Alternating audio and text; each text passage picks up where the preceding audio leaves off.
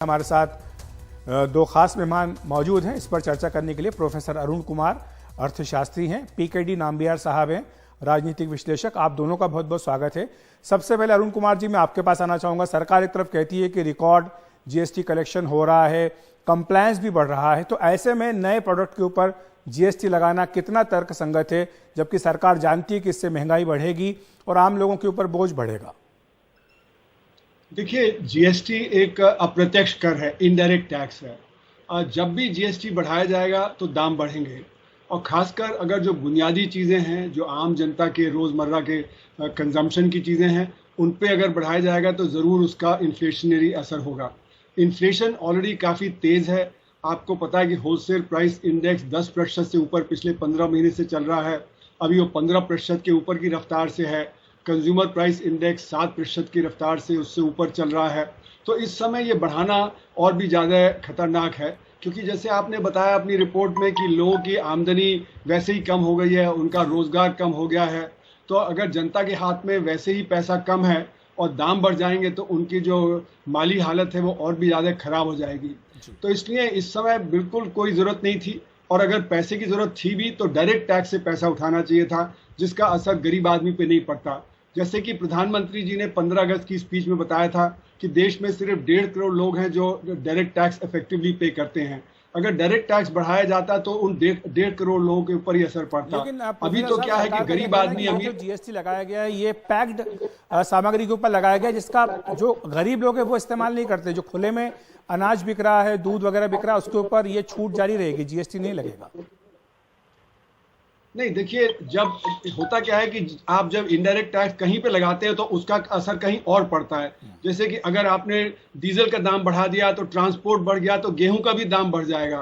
तो ये जो होता है इनडायरेक्ट टैक्स, इसका लगता कहीं है और इसका असर कहीं और मिलता है। तो गरीब आदमी के ऊपर भी असर पड़ता है, मिडिल क्लास के ऊपर भी पड़ता है, लोअर मिडिल क्लास के ऊपर भी पड़ता है। और लोअर मिडिल क्लास जो है वहां पे, और अभी जैसे ई श्रम पोर्टल में अभी खबर आई थी कि जहाँ पे 27 करोड़ लोग रजिस्टर्ड हैं, उसमें 94% लोग बता रहे हैं कि वो 10,000 रुपए से कम कमाते हैं। जो अभी नीति आयोग की रिपोर्ट आई थी उसमें भी बताया गया था। तो जो 10,000 रुपए से कम कमा रहे हैं उनको वैसे ही महंगाई जब मार रही है, और अब ये इससे और जो महंगाई बढ़ेगी उसका भी एक जनरलाइज असर पड़ेगा, तो उनकी भी आमदनी पे असर पड़ेगा, उनके जो घर के खर्चे पे असर पड़ेगा, और स्कूल के बच्चे हैं उनके ऊपर असर पड़ेगा, सबके ऊपर इसका असर पड़ेगा। पीकेडी नाम्बियार साहब, आपको लाना चाहूंगा इस चर्चा में। आपने सुना प्रोफेसर अरुण कुमार को एक टाइमिंग पर सवाल उठा रहे कि इस समय जबकि पहले से ही इतना ज्यादा महंगाई का बोझ है लोगों पर, तब ये जीएसटी लगाने की क्या जरूरत पड़ गई थी? मैं इस गवर्नमेंट का बहुत बड़ा समर्थक हूं। मैं हमेशा इस गवर्नमेंट को हर चीजों में डिफेंड करता हूं, लेकिन मैं समझता हूं ये बैड टाइमिंग है। ये जो निर्णय जो जीएसटी के ऊपर लिया हुआ है, ये जो और जो भी एसेंशियल कमोडिटी के ऊपर, हम सबको पता है कि बहुत पिछले 1-1.5 सालों से मैं तो खुद डिफेंड करता हूं गवर्नमेंट को कि ये इन्फ्लेशन को डिफेंड करता हूं, लेकिन ये जो जीएसटी 5% जो इस तरह का जो एसेंशियल आइटम्स के ऊपर डाला हुआ है, इसका टाइमिंग बहुत गलत है। जबकि इकोनॉमिकली अगर देखते हो तो सही निर्णय है, क्योंकि हमें ये जरूरी है कि हर तरह का चीजों के ऊपर, whether it is from the point of view of quality और from the point of view of formalisation of an economy, ये इकोनॉमिक डिसीजन सही हो सकता है, लेकिन जो टाइमिंग है, और एक तरफ ऑलरेडी महंगाई एक बहुत ऊंचे 2 डिजिट में चल रहा है, उसके साथ में इसकी आवश्यकता बिल्कुल भी नहीं है। लेकिन नाम्बियार जी, इसके साथ साथ जो खाने पीने का सामान है वो तो अपनी जगह पर है। होटल में अगर आप जाएंगे 1,000 रुपए से अधिक का आपका अगर रूम रेंट होगा तो 5% जीएसटी देना पड़ेगा। अगर अस्पताल में भर्ती होते हैं 5,000 रुपए से अधिक का है तो आपको जीएसटी देना पड़ेगा। तो होटल इंडस्ट्री जो पहले से ही लॉकडाउन के कारण अभी भी बहुत बड़ा झटका लगा था, उससे धीरे धीरे उबर रही है, उसको ये झटका देना कि 1,000 रुपए के ऊपर 5% जीएसटी, ये कहां तक जायज है? मैं बिल्कुल आपसे सहमत हूं। इस निर्णय में एक चीज से मुझे लगता है कि यह सही निर्णय है। जो हॉस्पिटल, जिसमें प्राइवेट हॉस्पिटल जिसको हम कहते हैं कि एक तरह से 5 स्टार तरीके का जो हॉस्पिटल्स है, जहां पे 5,000 से जो ऊपर जो लोग जाते हैं, उन लोगों के ऊपर 5% टैक्स लगा दिया, मुझे नहीं लगता कि वो बहुत बड़ा आपत्ति है। क्योंकि जो नॉर्मल एक डॉक्टर, अगर आप किसी डॉक्टर के पास 500 रुपए का देना होता है तो वो 5,000 रुपए का कमरे के अंदर जो पर विजिट वो 2,000 रुपया लेते हैं, तो उसमें मुझे नहीं लगता है कि कोई आपत्ति होना चाहिए। लेकिन एक चीज मैंने पिछले आपका सिस्टर चैनल में भी मैं थोड़ी देर पहले डिबेट कर रहा था इसके ऊपर, मैं एक बार इसको, इस राजनीति में कोई भी दूध का दूल्हा नहीं है। ये विषय के अंदर जितना भी अगर आप देखते हो, तो अभी आपने केजरीवाल और राहुल गांधी वगैरह जो आवाज उठा रहा है, कोई भी ऑपोजिशन स्टेट इस निर्णय के ऊपर जीएसटी काउंसिल मीटिंग में हर कोई इसको समर्थन किया है। दूसरा, जब भी कोई जीएसटी टैक्स जो बढ़ाते हैं, वो सिर्फ सेंट्रल गवर्नमेंट का निर्णय नहीं होता, जीएसटी काउंसिल का होता है। जीएसटी काउंसिल में हर स्टेट, चाहे वो भारतीय जनता पार्टी का हो, जो भी विपक्ष का पार्टी है, ये सब लोग मिलकर है, और रेवेन्यू भी बांटा जाता है राज्यों में और केंद्र में है। तो ये हम ये कह सकते हैं कि ये जो निर्णय सही नहीं है, बिल्कुल सही नहीं है। मुझे ऐसा लगता है कि मैं कह रहा हूं कि ये एक अच्छा इकोनॉमिक वातावरण के ऊपर अगर ऐसे एक निर्णय करता है तो मैं समर्थन कर लेता। ठीक है। लेकिन आज की डेट में जो मिडिल मध्यम वर्ग का जो लोग है, जो हमारे साथ जो काम करने वाले जो लोग हैं, उन लोगों का ऑलरेडी इन्फ्लेशन से वो थोड़ा तकलीफ में है।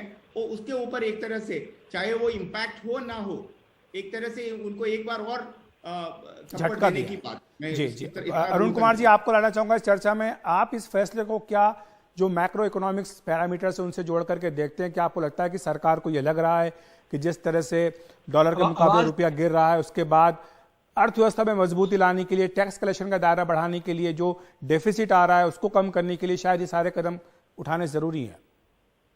देखिए, जैसे मैंने कहा कि अगर हमें टैक्स की और जरूरत है तो हमको डायरेक्ट टैक्स से इस समय पैसा उठाना चाहिए, ना कि इनडायरेक्ट टैक्स से। और जहां पे कि अभी हमारा कॉर्पोरेट सेक्टर का प्रॉफिट 20-24% बढ़ रहा है, तो एक विंडफॉल टैक्स लगाने की बात करनी चाहिए, जैसे कि अमेरिका में विंडफॉल टैक्स लगाने की बात की जा रही है। लेकिन अभी जो पेट्रोलियम प्रोडक्ट्स पर लगाया था, आप जानते हैं विंडफॉल टैक्स लगाया है। देखिए, ऐसा है कि पेट्रोलियम प्रोडक्ट्स वगैरह पे तो अभी नहीं लगाना चाहिए टैक्स, क्योंकि उससे और भी इन्फ्लेशन तेज हो जाएगा। तो अभी डायरेक्ट टैक्स से लगाना चाहिए, यानी कॉर्पोरेट टैक्स हुआ, इनकम टैक्स हुआ, वेल्थ टैक्स हुआ, गिफ्ट टैक्स हुआ, वहां से पैसा रेज करना चाहिए। अगर आप इनडायरेक्ट टैक्सेस से रेज करेंगे तो उसका इन्फ्लेशन पे असर पड़ेगा, और उससे क्या होगा कि आपकी रेट ऑफ ग्रोथ कम हो जाएगी, क्योंकि डिमांड और कम हो जाएगी। जैसे जैसे इन्फ्लेशन बढ़ता है, जो हमारे यहाँ असंगठित क्षेत्र है 94%, वो तो अपनी जो डीए मिलता नहीं है, उसको अपनी तनख्वाह बढ़ा नहीं सकता, बल्कि जो हमारा ऑर्गेनाइज सेक्टर है, संगठित क्षेत्र है, वहां पे भी डीए बढ़ते बढ़ते 4-6 महीने लग जाते हैं। तो उतने बीच में ऑर्गेनाइज सेक्टर, अनऑर्गेनाइज सेक्टर दोनों की आमदनी कम होगी, डिमांड कम होगी। जब डिमांड कम होगी तो कैपेसिटी यूटिलाइजेशन कम हो जाएगा, इन्वेस्टमेंट कम हो जाएगा। तो जो रेट ऑफ ग्रोथ बढ़नी चाहिए, वो रेट ऑफ ग्रोथ बढ़ने की जगह और घटने लगेगी। तो इसलिए कुल मिला के जो ये macro economic point of view से इनडायरेक्ट टैक्स बढ़ाना सही नहीं है। और 2007-8 में भी आपने देखा कि जब इकोनॉमी डाउन पे थी तो रिवाइव करने के लिए वैट वगैरह को घटाया गया, जिससे कि डिमांड बढ़े। तो हमारे यहाँ जब डिमांड, वो जो वैट वगैरह को घटाया गया, इनडायरेक्ट टैक्स को, तो उससे डिमांड इतनी नहीं हमारी जो असर पड़ा जितना कि और अर्थव्यवस्था में पड़ा, और हमारी रिकवरी ज्यादा तेज हुई। तो macro economic point of view से भी इनडायरेक्ट टैक्स बढ़ाने के सही नहीं है। दूसरी बात यह कि हमारे, माफी चाहूंगा सर, मेरे पास समय की बहुत कमी है। मुझे कहा जा रहा है कि इस वक्त बिल्कुल समय हमारे पास समाप्त हो चुका है। आपका बहुत बहुत धन्यवाद हमारे साथ जुड़ने के लिए।